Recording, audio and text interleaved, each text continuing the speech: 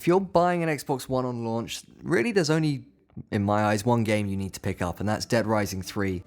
This is coming from Capcom, and you know what? If you want ridiculous gameplay, if you want scope beyond anything the Xbox 360 could produce, then you really can't go far wrong with Dead Rising. You know, it's something else. It really is.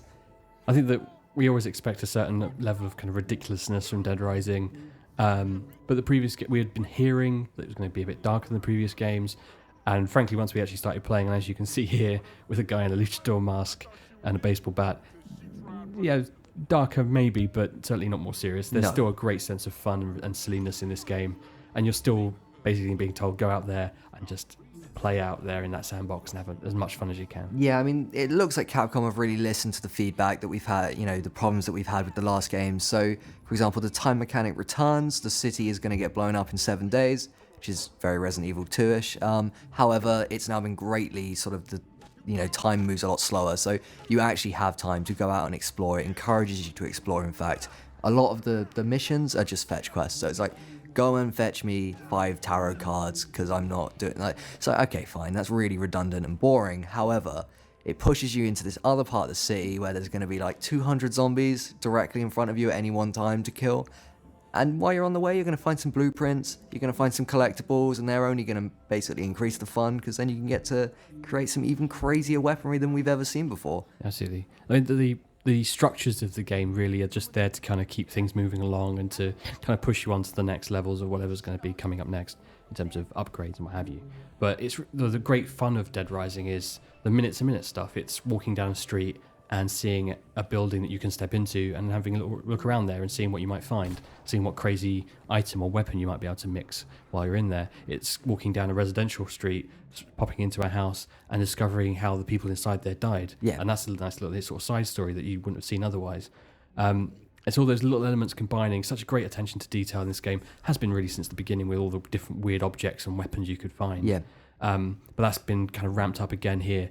I think the other really great little feature we found was the safe houses. Basically, every single item you pick up, every piece of clothing you ever grab, whether or not you've got it on your person at that time, is all in your safe house, ready to grab again. So you can just mix and match whenever. Just if you like look at something, just grab it, drop it again. It'll be in your safe house when you get there later. Yeah, it's really cool. I mean, it sort of has like a bar which limits how much you can take at any one time. But to be honest, most of the time we found, as long as we weren't constantly going back there, it's full for whatever you want. So you can go there, dress up in a ridiculous costume, grab, I don't know, a chainsaw and a machete and put those together so you've got dual chainsaws, you know, stick an electric charge through a hammer and then run around like you're Thor with Mjolnir and just absolutely mess everything up. It's awesome. Like, you know, here's the thing with Dead Rising.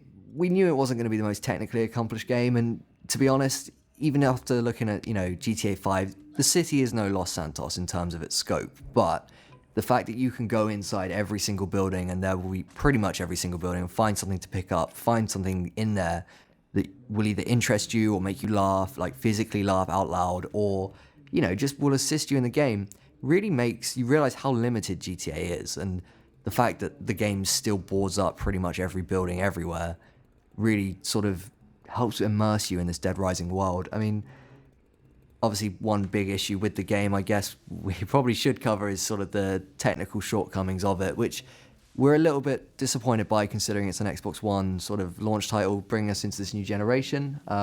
Graphically, solid. It looks pretty fine. solid, yeah. You know, so that's not really the issue. I mean, certainly a step up from previous Dead Rising. Totally, yeah. And, you know, certainly I don't think it's anything that the 360 would have been able to handle particularly well, but our biggest issue comes with the frame rate. So obviously, as you can see at any point in these trailers or in our video review here, is there's hundreds of zombies on the screen at any one time. That's obviously quite impressive.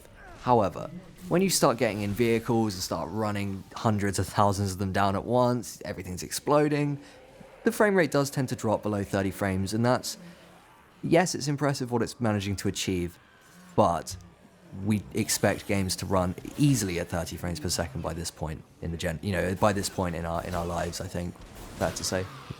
Having said that, all that, I think we're still very, very impressed with what this game has pulled together, and we would still very highly recommend it. Josh, you've given it a score in the magazine. What are you going to go for? 8 out of 10. Dead Rising 3. Highly recommended.